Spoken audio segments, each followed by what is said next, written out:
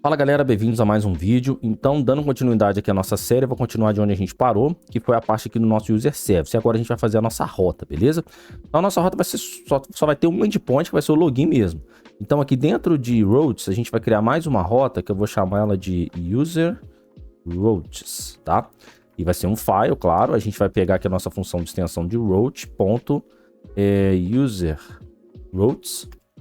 E aqui de cara eu já vou passar para ela, que a gente vai precisar o nosso User Service, tá? Beleza. E aqui nós temos o nosso route, e eu vou passar aqui o path do user mesmo, pode deixar assim.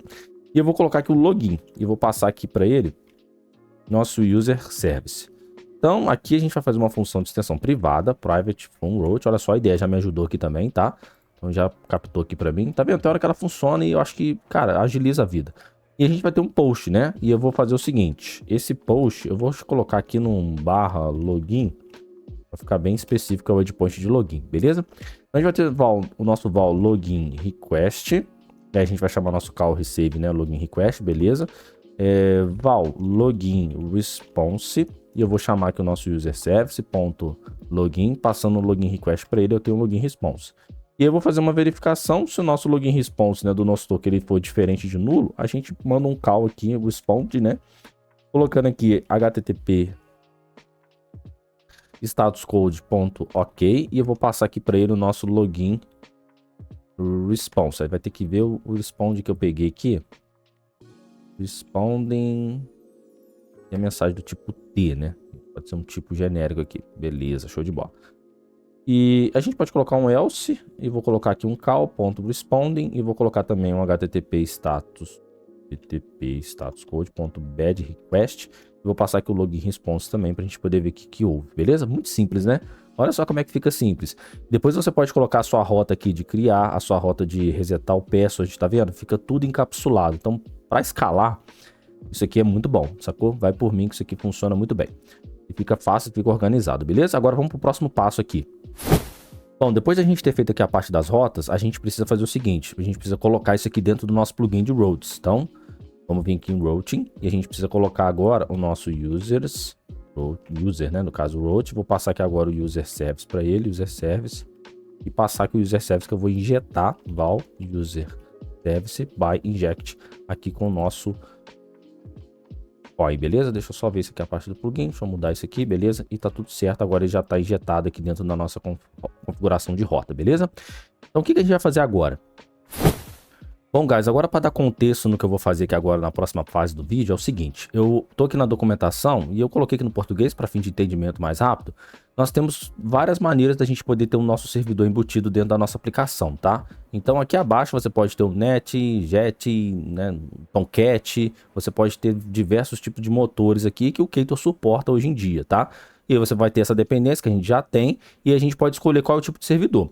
Aí nós temos o servidor incorporado, que é o que eu vou mudar para cá, eu vou explicar por quê, tá? Então ele fala aqui pra gente como é que esse cara funciona, né, e tudo mais. E a gente está utilizando nessa aplicação o motor principal, que é o Nginx, tá? Então a gente está utilizando esse cara. Tanto é que se a gente for vir aqui, ó, é o Nginx que a gente está trabalhando com ele, foi quando a gente criou o projeto.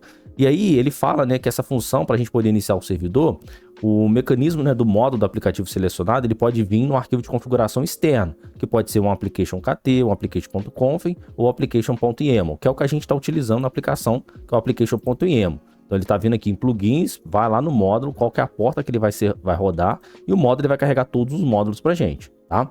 Só para contextualizar vocês que é isso que a gente está fazendo. Tá, Daniel, mas por que você vai mudar aqui então para o nosso servidor incorporado aqui, né? O Embedded Server? Porque aqui eu vou conseguir ter de graça um escopo de coroutines para poder injetar o usuário assim que a minha aplicação subir, tá? Não é recomendado, tô fazendo isso aqui, né? É um paliativo só para a gente poder fazer aqui a parte do nosso projeto, beleza? Entendido? Então vamos lá. Para a gente poder configurar, o que eu vou fazer? Primeira coisa, eu vou comentar tudo isso aqui porque a gente não vai usar mais esse tipo de configuração.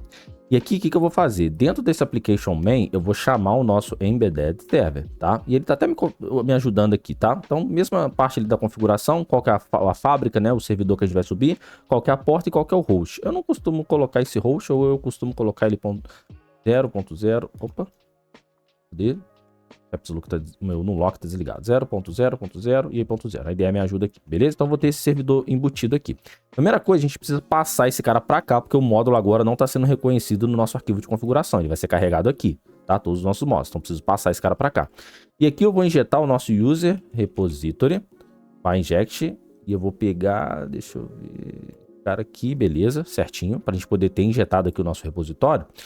Aí aqui abaixo é o que eu falei para vocês, ó, dentro desse escopo do servidor, desse application, eu consigo ter a propriedade launcher para me ter um bloco de coroutines aqui, ó, tá? Então, um coroutine scoped. Por quê?